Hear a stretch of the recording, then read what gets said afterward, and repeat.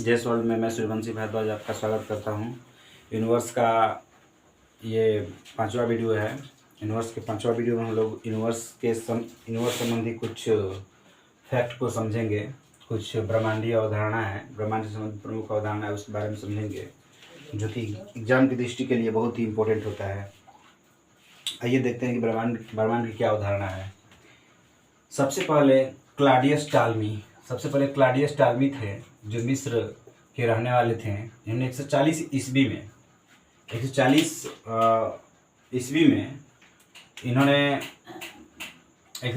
ईस्वी में इन्होंने सर्वप्रथम ब्रह्मांड का नियमित अध्ययन कर भूकेंद्रीय अवधारणा जिसे जियोमेट्रिक कंसेप्ट भी कहते हैं, का प्रतिपादन किया। इस अवधारणा के अनुसार पृथ्वी ब्रह्मांड के केंद्र में है तथा सूर्य अन्य ग्रह इसकी परिक्रमा करते हैं। ब्रह्मांड के संदर्भ में यह अवधारणा लंबे समय तक चली। कहने का मतलब है, क्लॉडियस जो टालमी थे, उनका मानना था कि पृथ्वी जो है ब्रह्मांड के केंद्र में स्थित है और सूर्य तथा अन्य ग्रह इसके चारों तरफ चक्कर लगाते हैं।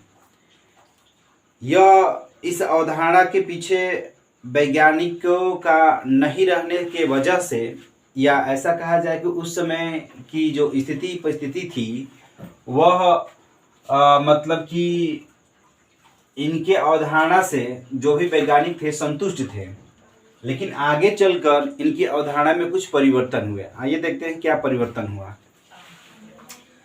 उसके बाद निकोलस कापरनिकस जो पोलैंड के वैज्ञानिक थे, ये आधुनिक खगोल शास्त्र के जनक माने जाते हैं। निकोलस कापरनिकस जो पोलैंड के वैज्ञानिक थे, आधुनिक खगोल शास्त्र के जनक माने जाते हैं। इन्होंने 1543 ईस्वी में अपनी हस्तलिखित पुस्तक जिसका नाम था कमेंटोरियल्स में सूर्य केंद्रित अवधारणा दिया। इन्होंने हेलियोसेंट्रिक कंसेप्ट दिया। इन्होंने अपनी हस्तलिखित पुस्तक कमेंटोरियल्स में सूर्य केंद्रित अवधारणा, जिसे अंग्रेजी में हेलियोसेंट्रिक कंसेप्ट के नाम से भी जाना जाता है, के अंतर्गत यह बताया कि ब्रह्मांड के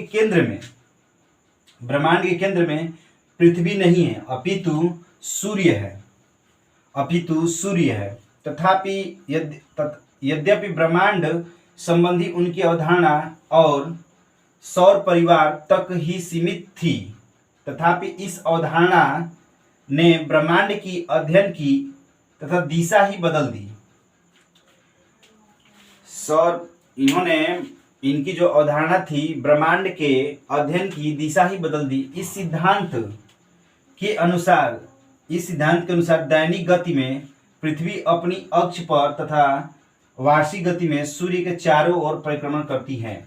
कहने का मतलब ये है कि जो निकोलस कापरनिकस थे, जो पोलैंड के वैज्ञानिक थे, इन्हें आधुनिक ब्रह्मांड का जनक माना जाता है।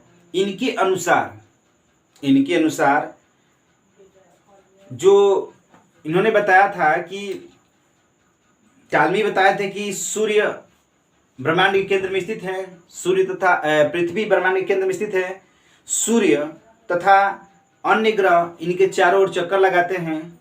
किंतु यह अवधारणा लंबी समय तक तो बनी रही, लेकिन निकोलस कापरनिकस जो पोलैंड के वैज्ञानिक थे और इन्हें आधुनिक ब्रह्मांड का जनक माना जाता है, इन्होंने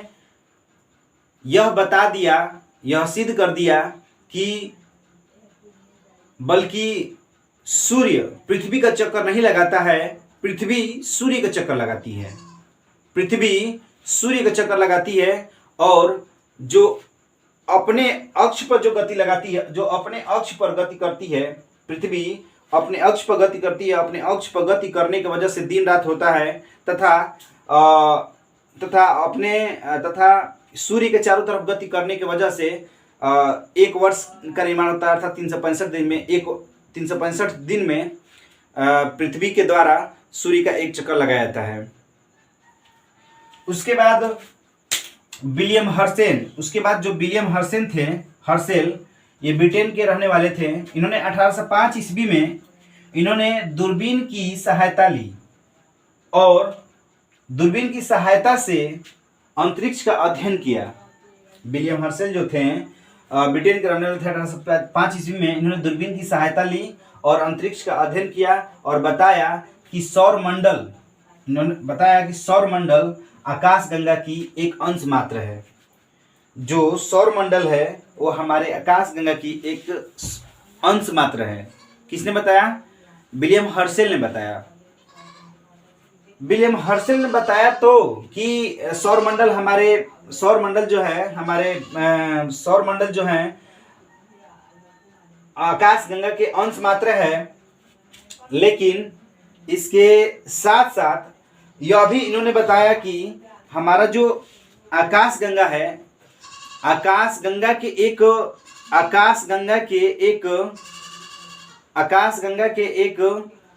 छोर पर स्थित है। हमारा सौर मंडल आकाश गंगा के एक छोर पर स्थित है। उसके बाद ब्राह्मीर थे, ब्राह्मीर भारत के।